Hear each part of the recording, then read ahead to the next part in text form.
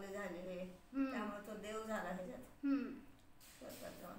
आणि हे मेलेला सगळेच परिणाम. मग मुनींचं ध्यान संपलं आणि मुनींनी सकाळ झाली ना, म्हणजे ध्यान सोडलं मुनींनी आणि त्याला उपदेश दिला, तर एवढं त्याला बिंबलं ते उपदेश किंवा एवढं कार्यकारी ठरलं की त्यातून त्याची उपस्थापना झाली, सम्यक दर्शनाची प्राप्ती झाली आणि तिथून मग अणुव्रत घेतली आणि मग चांगल्या गतीला गेला मरून.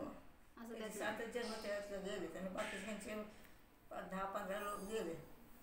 हे तिऱ्यांचे झाले, कुठं पण नरकात गेले, कुठं सारखं भांडणच व्हायचे. लक्ष्मण आणि रावणाचा जीव अजून इथंच आहेत आपल्या जवळच.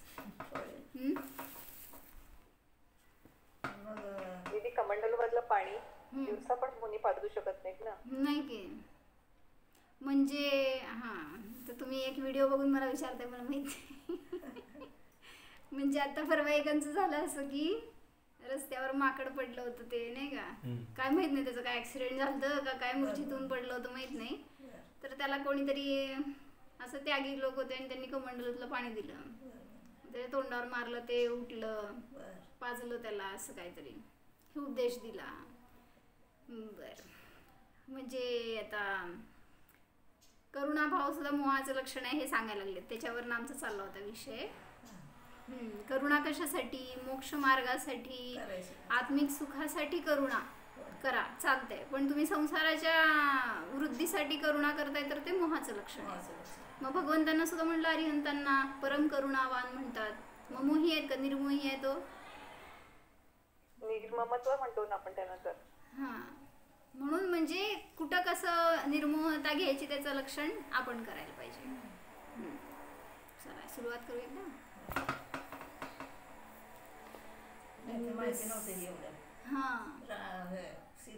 चांगली आहे गोष्ट त्यांची. हो, सीतेचा पूर्वभाव सगळ्यांना माहित नसेल तर शास्त्रातनं वाचून काढा.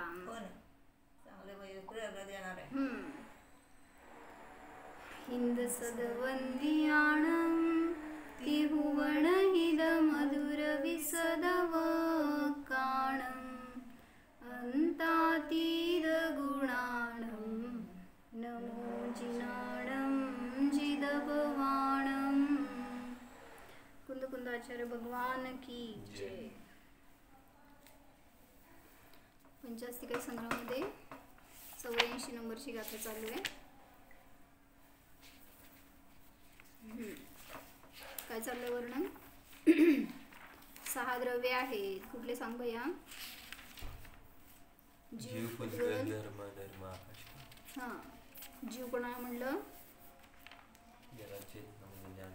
चेतना, ज्ञान, दर्शन ज्याचं लक्षण आहे त्याला जीव म्हणलं. पुद्गल कोणाला म्हणलं? स्पर्श, रस, गंध, वर्ण. बरोबर, ज्याच्यामध्ये स्पर्श, रस, गंध, वर्ण आदी गुण आहेत त्याला म्हणलं पुद्गल. पुढं धर्मद्रव्य म्हणजे पुण्याहून तुला इथे यायला मदत कोण केलं? गमनामध्ये जे मदत करतं ते धर्मद्रव्य. अधर्मद्रव्य म्हणजे इथं येऊन थांबला, मग स्थिती हेतुत्व ज्याचं लक्षण आहे त्याला म्हणलं अधर्मद्रव्य. त्याच्या निमित्तात थांबलो, त्यांनी जबरदस्ती थांबवलं नाही. काल जाणार होता, आज चाललायस का नाही? आजच जाणार होतो, आता आज थांबवणार तुला, अधर्मद्रव्य. कसं का? आवाज येत नाही. येतोय. तुम्ही लीव करून परत एकदा जॉईन करा.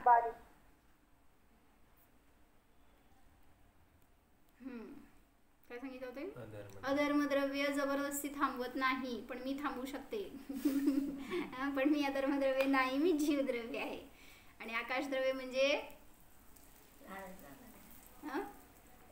जे अवकाश अवगाहना देतं, ते ज्याचं लक्षण आहे त्याला म्हणलं आकाशद्रव्य. मग कोणाला अवगाहना देतं?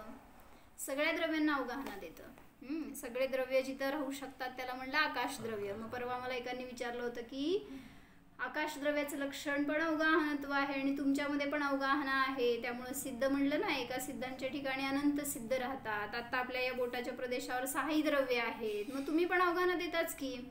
मग आकाशद्रव्याची काय गरज आहे? किंवा आकाशद्रव्यामध्ये आणि तुमच्या अवगाहनेमध्ये काय फरक आहे? काय? मग त्याला आपण सांगितलं होतं की विशिष्ट अवगाहनत्व हे लक्षण असतं आकाशद्रव्याचं. पण म्हणजे काय? विशिष्ट अवगाहनत्व म्हणजे नाही, त्यात असं घेतलं त्यांनी. आता ह्याच्यातच येणार आहे पुढं बहुतेक. आकाशद्रव्याची पण गाथा यायची आहे. इवन प्रवचनसारमध्ये पण आली गाथा. त्यात त्यांनी सांगितलं खुलासा की म्हणले आकाश सर्वगत आहे. काय म्हणायचं आता, अनंत प्रदेशी आहे ना, त्यामुळं 3 काळामध्ये सतत सगळ्यांना अवगाहना देऊ शकतं. पण तसं तुमचं शक्ती नाही आहे. ठीक आहे, तुमच्या ठिकाणी आलेल्याला तुम्ही अवगाहना देताय, पण आकाशद्रव्य सगळ्यांना एका वेळीच अवगाहना देतं. म्हणून त्याच्यामध्ये विशिष्ट अवगाहनत्व हा शब्द वापरला. समजलं का दीपाली भाभी? परवा अजून तुम्हाला खुलासा कोणाला तरी पाहिजे होता म्हणून विचारलं होतं. सिद्ध भगवानांचं कसं हे त्यांचं म्हणतात ते एका सिद्धांच्या ठिकाणी अनंत सिद्ध राहतात म्हणतो ना आपण, पण तरी त्यांचं स्पेस केवढं. त्या भगवान अवगाहना देतात का असं नाही, ते होणार नाही ना. ते तेव्हा त्या जीवद्रव्य आपण आहे ते आपण संसारी. आता 1 मिनिट थांबा की, त्यांच्यामध्ये कुठला गुण प्रगट झाला आघाती कर्मांचा नाश झाल्यावर? कुठल्या कर्माच्या अभावात प्रगट झाला? सूक्ष्मत्व, अव्ययबाधत्व, अवगाहनत्व हा गुण कुठल्या कर्माच्या अभावात? आयु कर्माच्या अभावाचं निमित्त असताना अवगाहनत्व प्रगट झालं. कार्य काय हो त्याचं?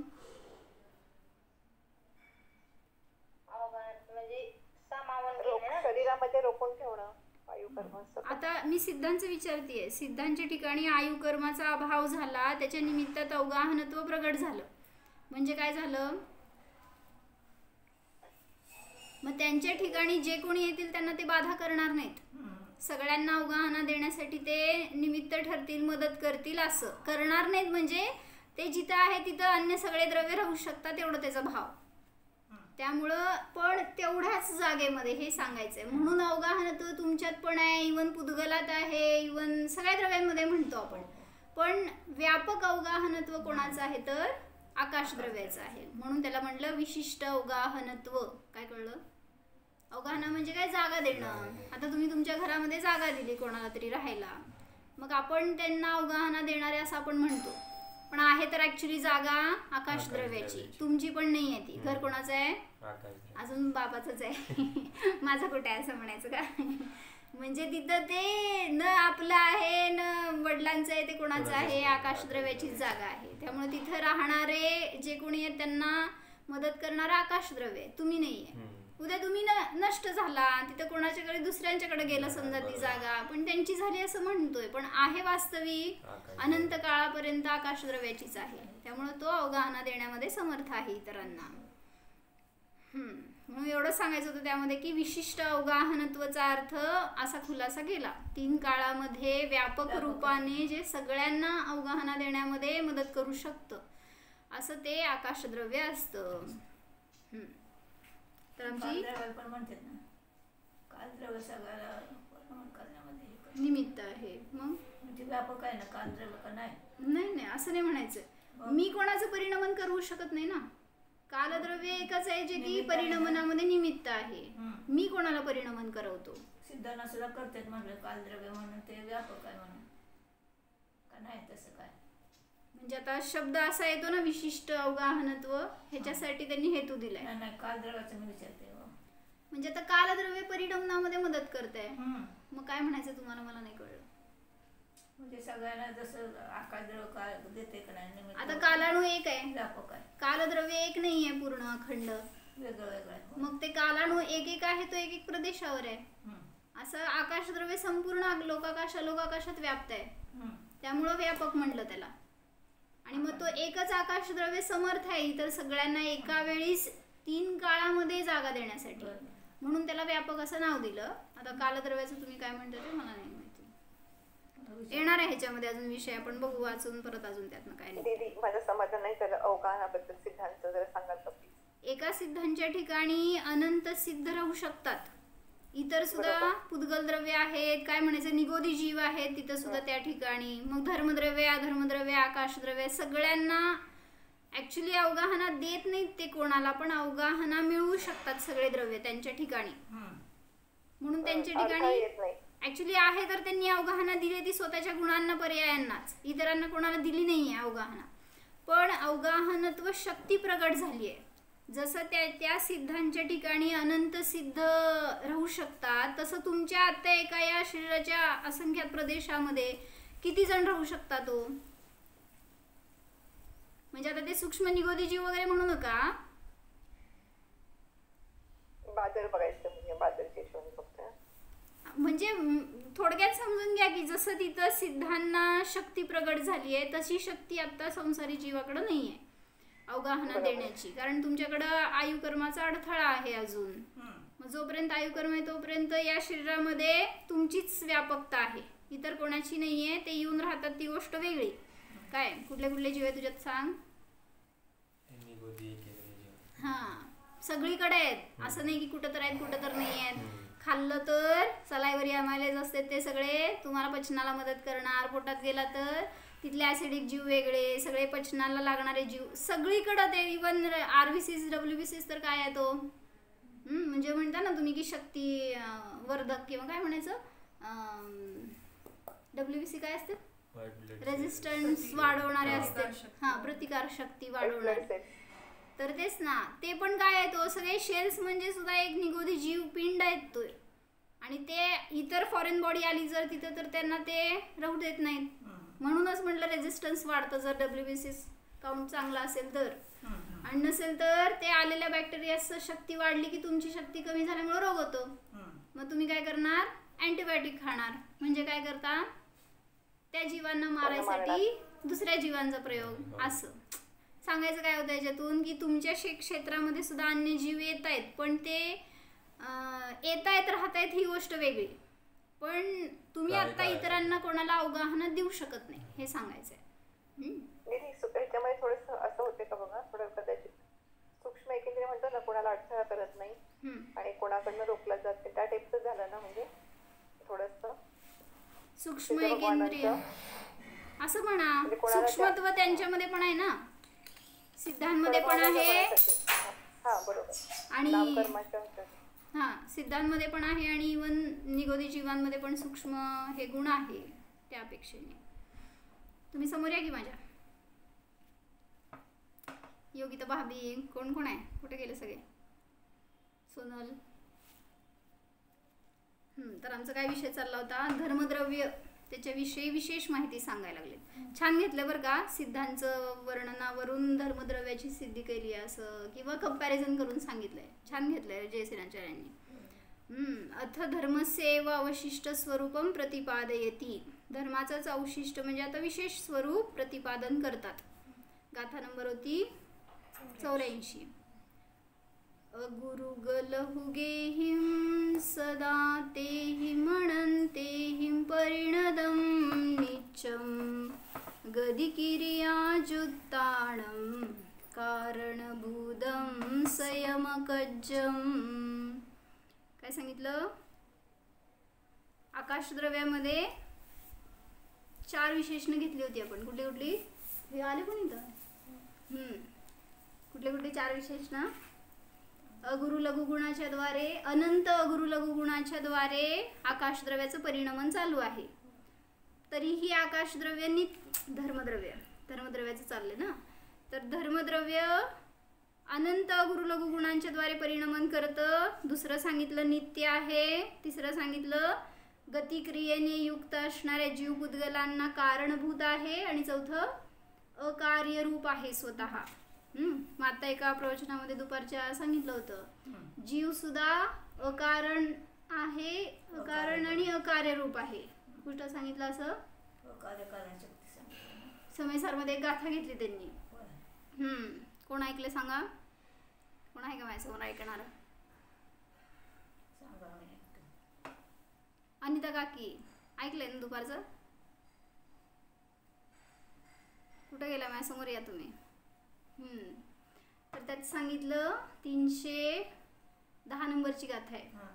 त्यात सांगितलं न कुदोची विउपण्णो जम्हा कज्जमण तेण सो आदा उपादेदिन किंचिवी कारणमवि तेण नस होई. म्हणजे न कुदोची विउपण्णो, आत्मा कोणाला उत्पन्न करत नाही म्हणून कारण नाही. समजतंय का, कारण कशाला म्हणायचं, जे एखाद्याला उत्पन्न करतं ते त्याचं कारण असतं. असं 4 ठिकाणी बसल्यावर मी 4 ठिकाणी बघावं लागलं. समोर या तुम्ही सुद्धा या, असं या की मधून त्याचा काय कळलं, कारण नाही. जीव हे कोणाचं कारण नाही. म्हणजे कोणाला उत्पन्न करत कोणाला उत्पन्न करत नाही. जसं एक्झाम्पल सांग, कोण कोणाला उत्पन्न केलं.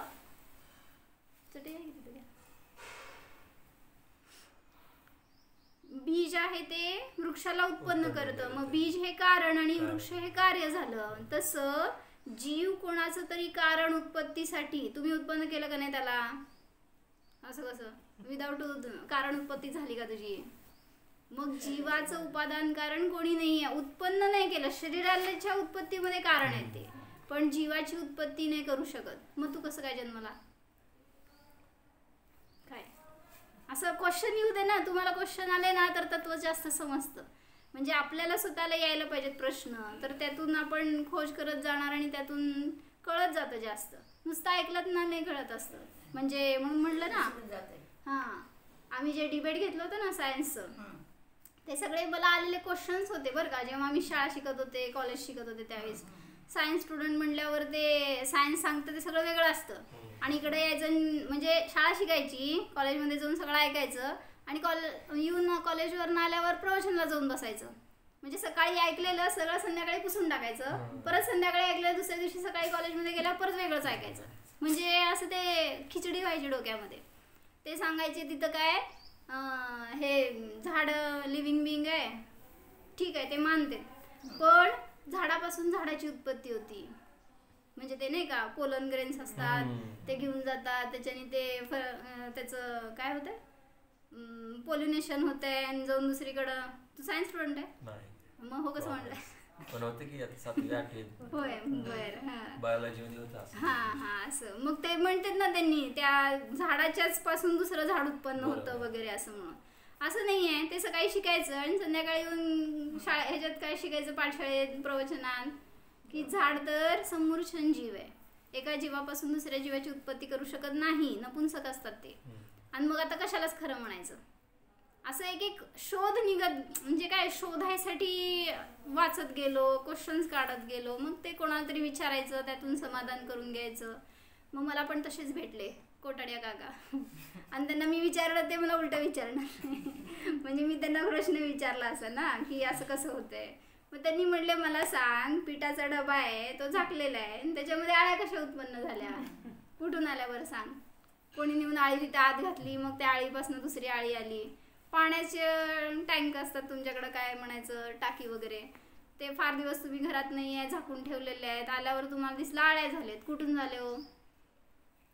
आता तिथं मी निरुत्तर असायची. म्हणजे आता काय करणार, त्याला माहीत नाही आपल्याला. मग त्यांना सिद्धी करता येत होती ना. समूर्छनाच्या उत्पत्तीला फक्त हवाची वातावरणाची गरज असते, बाकी कशाची गरज नसते. म्हणजे ते आपोआप उत्पत्ती होऊ शकते त्याची, म्हणजे जीव येऊन तिथं उत्पन्न होतं एवढंच. पण काय कोणी त्याला उत्पन्न करतं असं नाही. म्हणून जे एकेंद्रियापासून हां हां बरोबर शेणामध्ये सुद्धा किंवा पावसामध्ये सुद्धा असं म्हणतात ना. इव्हन पंचेंद्रिय बेडकं सुद्धा समूर्छन असतात, साप असतात, ते पण अचानक उत्पन्न होतात. मग त्यांना जाऊ दे. हे पण बघितलं असेल पावसाच्या दिवसामध्ये लाईट लावली की काय होतं, एकदम भस्कन ते उडणारे चतुरेंद्रिय जीव खूप येतात. कुठून येतात, आत्ता नव्हते थोड्या वेळापूर्वी असं एकदम भरतं आणि मग एकदमच निघून जातात. कुठं जातात, म्हणजे समूर्छन आहेत शेवटी ते. हे ऍक्सेप्ट करायला पाहिजे. तुम्ही सगळं शिका सायन्स. म्हणजे बोल बोल ऐकते. पण जेव्हा आपण फळबागा वगैरे बघतो किंवा शेतकरी धान्य वगैरे लावतात, तर ते त्या त्या टाईपचं धान्य लावल्यावरच गहू ज्वारी किंवा ती फळ येतात. मग काय म्हणायचं तुला, आंब्यापासून लिंबू यावं तुम्ही म्हणता नाही, मग समूर्छन नाही ना. मग काय आहे, नाही ना समूर्छन आहे ते. म्हणजे तुम्ही बीज हे कारण आहे त्याचं, त्या कारणापासून कार्याची उत्पत्ती जसं तसंच होणार. म्हणजे जे बीज पेरलंय त्याच्यापासूनच त्याची तशीच उत्पत्ती होणार आहे. वेगळं तर झाड येणार नाही आहे. आणि त्या बीजला खत पाणी मिळालं किंवा तसं वातावरण मिळालं, हे फक्त त्या उद्गलाची रचना केली तुम्ही, तिथं येऊन जन्मलेला जीव असतो तो दुसराच आलाय. असं नाही आहे की कोणी त्याला उत्पन्न केलं तिथं आणि मग तो उत्पन्न झालाय. कळलं का काय म्हणले मी. म्हणजे तुम्ही मीडिया तयार केली आहे फक्त, जसं इवन आम्ही त्याच्यामध्ये घेतलं होतं डिबेटमध्ये की टेस्ट ट्यूब बेबी काय असतो अनिता काकी?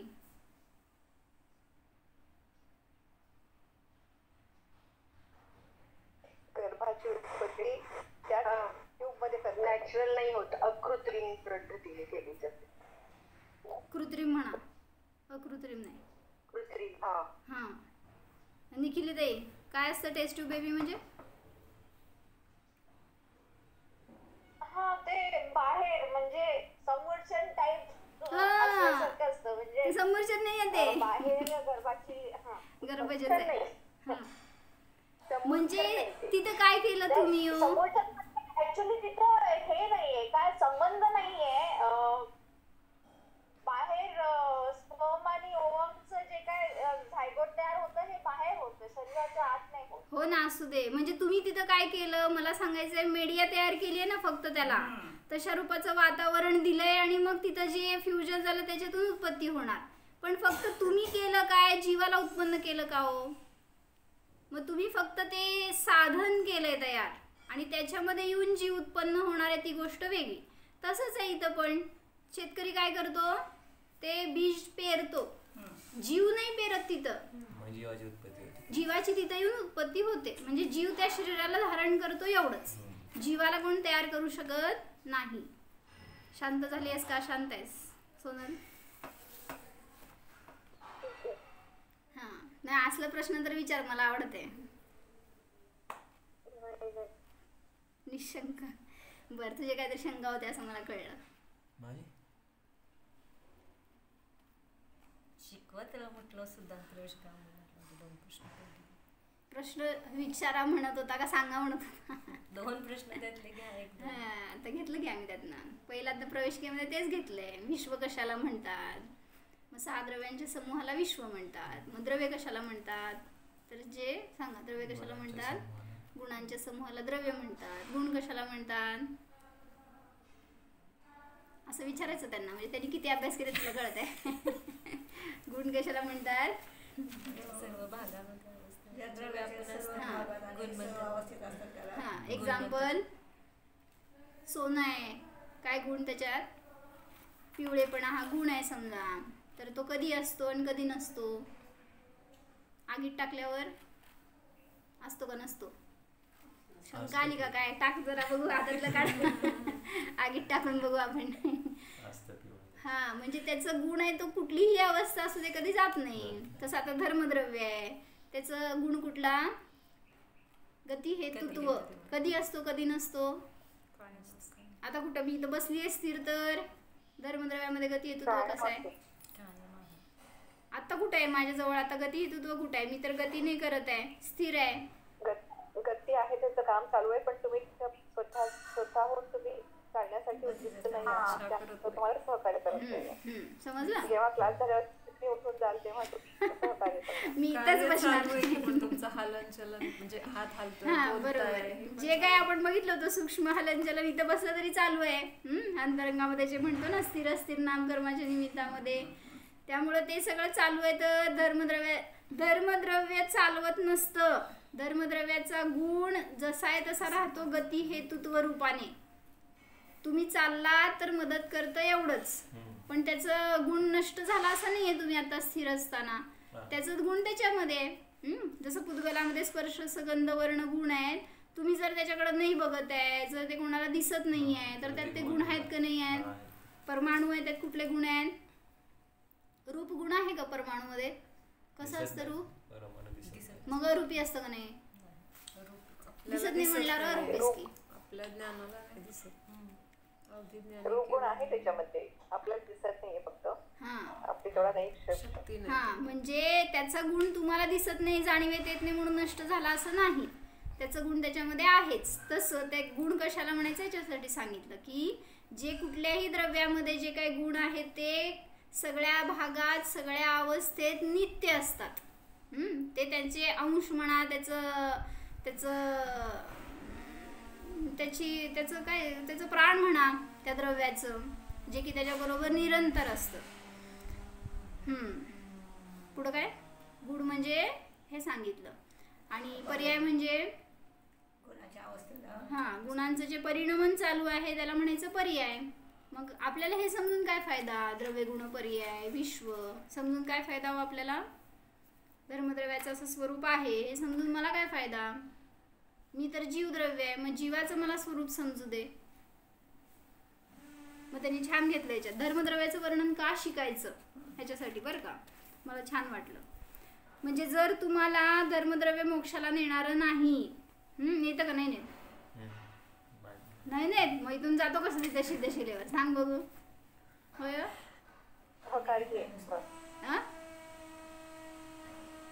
सहकारी, हा सहकारी आहे, नेत नाही ते जबरदस्ती. मग म्हणून सांगितलं की जर ते मला न इथं मदत, इथं न त्याचा उपयोग आहे न मोक्षात उपयोग आहे, मग कशाला शिकायचं म्हणले धर्मद्रव्याचं? माझ्या आनंदासाठी धर्मद्रव्य कारण नाही आहे. कोण कारण आहे? मी स्वतः. माझे द्रव्यगुण पर्याय माझ्यामध्ये आहेत, हे माझ्या आनंदाचं कारण आहे. माझा स्वभाव माझ्यासाठी आनंद देणार आहे, बाहेरचं कुठलं द्रव्य नाही आहे. मग कशाला धर्मद्रव्याचं वर्णन शिकायचं? विचार. नाहीतर सांग, मी विचारले आता बोल. तुम्ही नाही विचारत म्हणणार, मी विचारलं सांगायचं. तर यांनी सांगितलं यद्यपि धर्मद्रव्य सूक्ष्म है, फिर भी इस ज्ञान से हम ऐसे पदार्थों के ज्ञान में लाए हुए ज्ञान के प्रयोग से हमारे में विषय कषाय उत्पन्न नहीं होते. जेव्हा तुम्ही धर्मद्रव्याचं वर्णन ऐकताय त्यावेळेस तुम्हाला कुठले विषय कषाय झाले हो? कुठले भोगाचे भाव झाले, कुठले क्रोधादी परिणाम झाले, विभाव झाले. मग जेव्हा हे वर्णन ऐकतोय त्यावेळेस तत्व समजून घेतोय, त्यामुळे तिथं मायामध्ये विभावांची उत्पत्ती नाही झाली. म्हणजे फायदा आहे का तोटा आहे? म्हणजे तुम्ही अन्य हे नाही शिकलं, अन्य गोष्टींमध्ये उपयोग लावला, तिथं कशा होणार आहेत? काहीतरी मोह होणार, आसक्ती होणार, हे सगळे परिणाम होणार आहेत. हे ऐकताना तुम्हाला किती आसक्ती झाली हो? धर्मद्रव्य गती हेतुत्ववाला असतं, जीव पुद्गलाच्या गमनामध्ये मदत करतं. राग झाला का द्वेष झाला का मोह झाला? धर्मद्रव्य कसलं बेस्ट आहे पाहिजे मला. काय वाटलं असं? मग शुद्ध द्रव्य असतं ना ते कधी कोणाला मोह उत्पन्न करत नाही. म्हणजे शुद्ध द्रव्याचं स्वरूप नियमाने स्वभाव दाखवत असतं. कुठलंही द्रव्य असू देत. पुद्गलाचं सुद्धा परमाणूचं वर्णन सांगितलं, तुम्हाला किती मोह झाला, किती रागद्वेष झाला, कसलं खराब आहे, काय तर कलर आहे, नाही होत. कारण परमाणू हे शुद्ध स्वरूप आहे त्याचं. म्हणून कुठल्याही द्रव्याचं असू देत, आणि हे तर निरंतर शुद्ध आहेत. धर्म अधर्म आकाश काल हे द्रव्यांमध्ये कधी विभाव परिणमन नसतं. म्हणून या द्रव्यांचं स्वभाव समजून त्याचं वर्णन ऐकत असताना कधी मला विभाव होणार नाहीत. काय म्हणतात? जाणीवपूर्वक नाही होणार, पण अबुद्धीपूर्वक चालली असणार ना. अबुद्धीपूर्वक तुम्हाला भगवंतांचं दर्शन करताना सुद्धा होणार आहे. अबुद्धीपूर्वक तुम्ही अनुभव घेत असताना सुद्धा सगळ्या कर्मांचं आणि सगळ्या परिणामांचं परिणाम चालू आहे. बुद्धिपूर्वकच करायचं की आपल्याला. मग विषय कशाचे करतोय ते बुद्धिपूर्वक करतोय आपण. मग जेव्हा हे तत्व जाणून घेतोय त्यावेळेस तिथं लिहा. काय वाक्य सांगितलं मी? काय सांगितलं भैया सांग? शुद्ध द्रव्याचं स्वरूप समजून काय फायदा? विभावांची उत्पत्ती होत नाही. त्यांच्या पण नावाचे 4 वेळा 4 वाक्य लिहा. म्हणजे तिथं ते आपल्याला जबरदस्ती काय मोही बनवत नाही, आपल्याला रागीद्वेषी बनवत नाही. म्हणून सांगते तिथं की जेव्हा मी धर्मद्रव्याचं स्वरूप समजून घेतोय त्यावेळेस विषय कषायांची उत्पत्ती होत नाही. धर्मद्रव्य का वर्णन करके किसी विषय के भोग में मदद मिलती है क्या? जसं मी तुला सांगितले या सिरियलमध्ये असं सांगितलंय, तिने असं घातलं होतं बरं का गळ्यातलं कानातलं. काय झालं तुम्ही बघितलं नाही आहे, तुम्हाला माहीत नाही आहे, पण ती सिरियल काढणार, बघणार, ते कुठं मिळते शोधणार, तिथं जाऊन आणणार, घालणार, त्यातून आनंद मानणार. काय केलं मी? विभावाच्या उत्पत्तीमध्ये मी कारण ठरले. तसं त्यांना म्हणायचंय धर्मद्रव्याचं वर्णन शिकून कुठल्याही विषय भोगामध्ये मदत मिळत नाही तुम्हाला. मग काय करतो ते? स्वरूप दाखवते फक्त. माझं स्वरूप असं आहे, तुमचं पण स्वरूप तुमच्यामध्ये आहे. तुम्ही कोणाला मदत करणारे नाही आहेत किंवा मी तुम्हाला विभावांमध्ये मदत करणारा नाही. म्हणून धर्मद्रव्य हे विषय भोगामध्ये मदत करत नाही. म्हणून त्याचं वर्णन ऐका चालतंय. एक शुद्ध द्रव्य है, हमारे रागादिक भावों के लिए अनाश्रय रूप है. कुठल्याही इतर द्रव्यांचं जर तुम्ही आश्रय घेतला तर नियमाने तिथं ते रागद्वेषाचं आश्रय स्थान आहे. आपण पर्याय घेतो, स्वभावाचा कुठे घेतो. बरोबर आहे.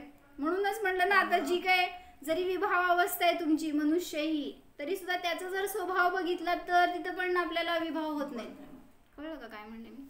नाही का? परत एकदा सांगायचं मला मी काय सांगितलं बरं का. म्हणजे तुझी मनुष्य ही अवस्था विभाव दशा आहे. मग तुझ्या विभाव दशेला बघून सुद्धा मी जर तुझा स्वभाव बघितला तर मला विभाव होत नाहीत. काय कळलं? रूपाने पाहिलं तर काय रागाची उत्पत्ती होणार. विभाव होत नाही. म्हणजे तुझ्याकडे पाहताना मी यांचा मुलगा, यांचा नातू, यांचा भाऊ बहीण असं मी बघितलं तर हा, ह्या चांगला वाईट, हे लहान मोठा सुंदर कुरूप, हे जे काही परिणाम करणार ना, हे विभावाच्या उत्पत्तीचं कारण आहे. पण तू तर जीव आहे, ज्ञान दर्शनवाला आहे, जसं सिद्ध आहे तसं आहेस, असं बघितल्यावर विभाव होत नाहीत. म्हणून सांगतायत की धर्मद्रव्य हे रागादिक भावांचं अनाश्रय आहे, अनाश्रय रूप आहे. ते रागादिकांना आश्रय देत नाही. पण अन्य सगळ्या कुठल्या गोष्टींचा जर तुम्ही ज्ञानात विषय बनवला तर कदाचित रागादिकांची उत्पत्ती होईल. म्हणून सांगतायत की धर्मद्रव्याचं वर्णन जाणून घ्या, सगळ्याच द्रव्यांचं. आता आपला टॉपिक हा चाललाय. म्हणून कोई सोचता हो की फालतू चर्चा से क्या लाभ है, असं जर कोणी म्हणेल, काय गरज आहे ना असलं जाणून घेण्याची, फालतू चर्चा आहे असं म्हणलं तर उत्तर द्या.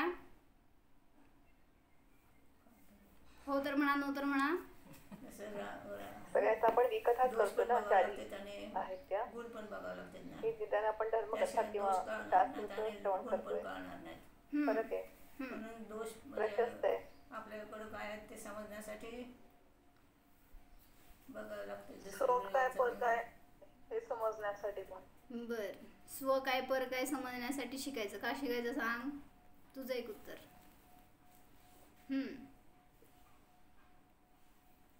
का शिकायचं?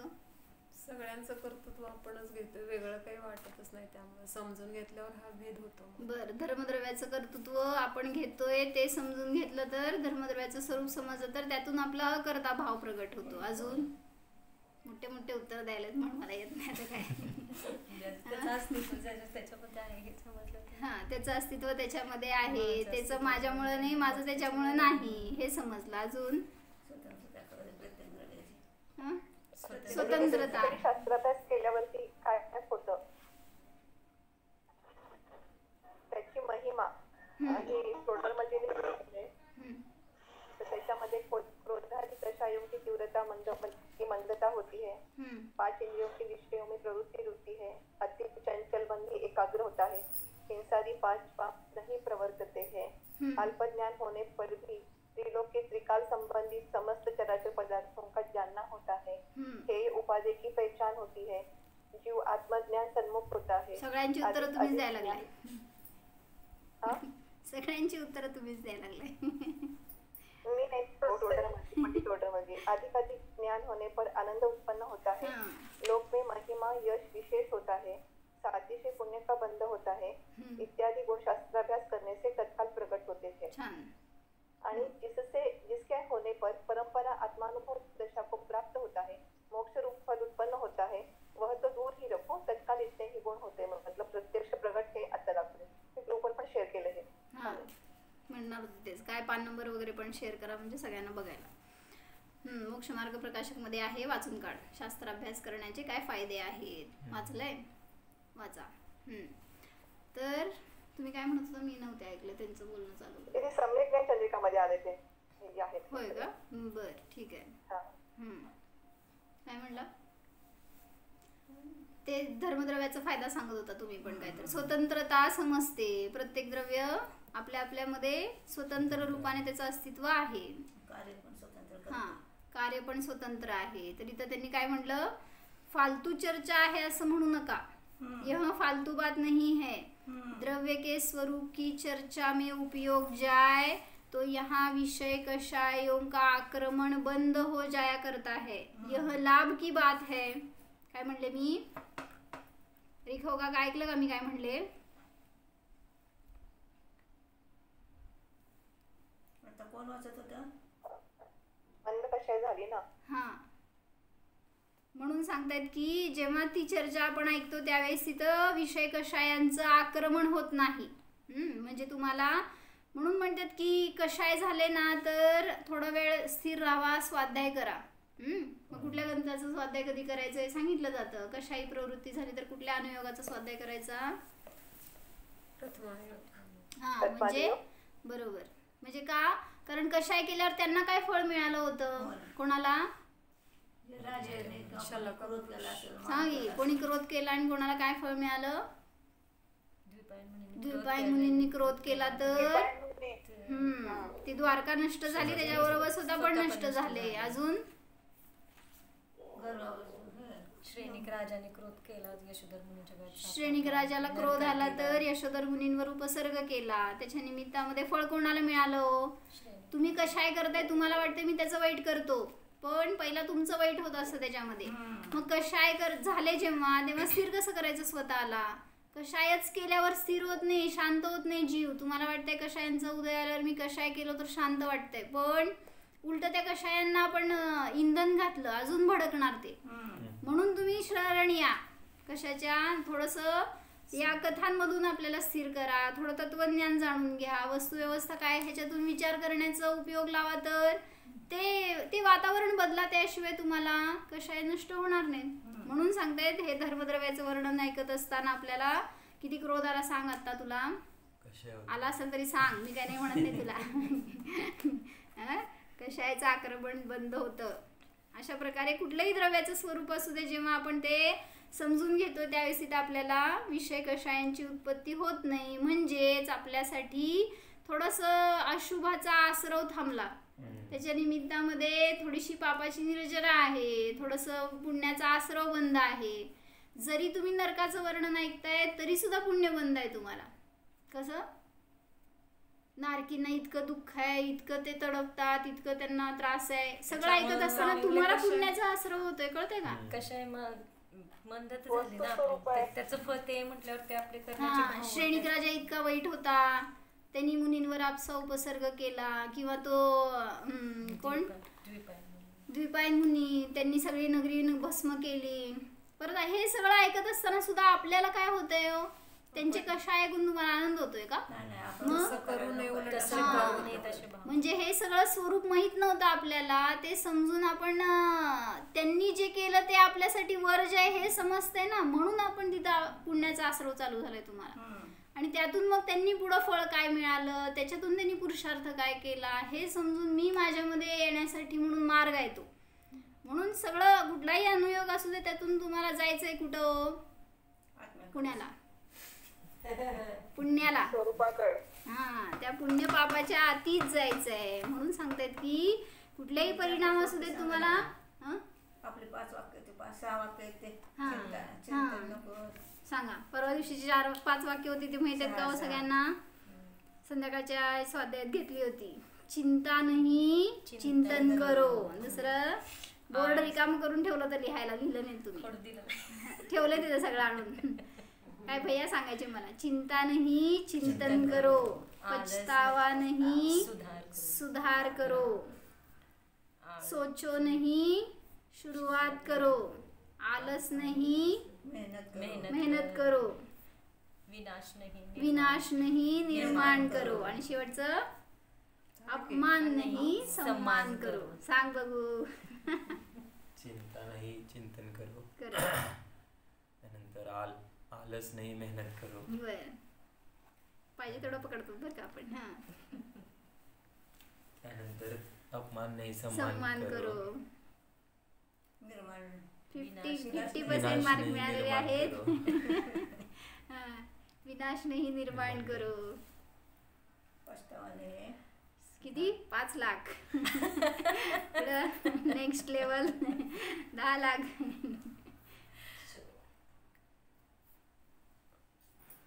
काय होतं दुसरं? पछतावा नाही सुधार. पश्चाताप करू नका, सुधारणा करा स्वतःमध्ये. सगळं नुसतं मागचं झालेलं आठवून पश्चाताप करून काय उपयोग आहे?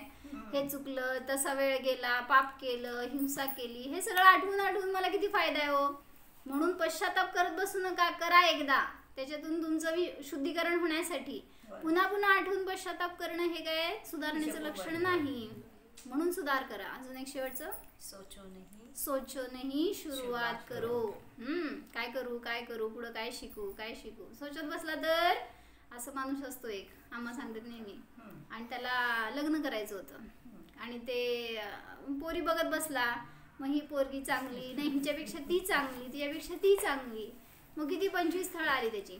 आणि मग सगळ्यांच्याबद्दल विचार करत बसला. म्हणला नको आता, नको नंतर करू, हिचं नको तिच्याशी करू. असं करण्यात त्याला 25 वर्ष गेली. आणि 25 वर्षांनी त्याचा निर्णय झाला की मी त्याच मुलीशी लग्न करणार. तिच्याकडे जाऊन विचारतो तर ती म्हणते आता माझं पोरग लग्नाला आलं. असं काय करायचं, सोचूनही सुरुवात करू. म्हणजे लग्न कर सांगितलं बरं का मी. काय करा, लग्न केल्याने सुख नाही हे जाणा, ब्रह्मचर्याची सुरुवात करा. असं आमच्याकडे झालं अनेकांचं. ब्रह्मचर्य आता घेऊ का नंतर घेऊ असं करत आता ब्रह्मचर्य झालं. आता तू कधी घेतो. आम्ही वेळ घालवला नाही, सुरुवात केली. सोचो नाही सुरुवात करो. चला हो.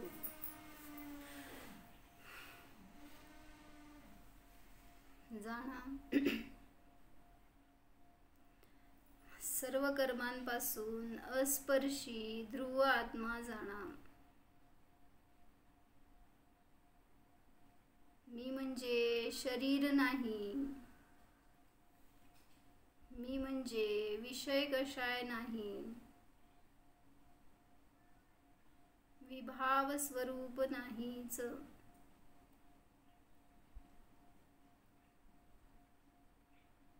स्वतंत्र स्वभाव जाणा. मला या साही द्रव्यांची सुखासाठी किंचितही अपेक्षा नाहीच. माझे सुख माझ्या स्वाधीन आहे, नित्य आहे, अनंत सुख स्वभाव आहे माझा.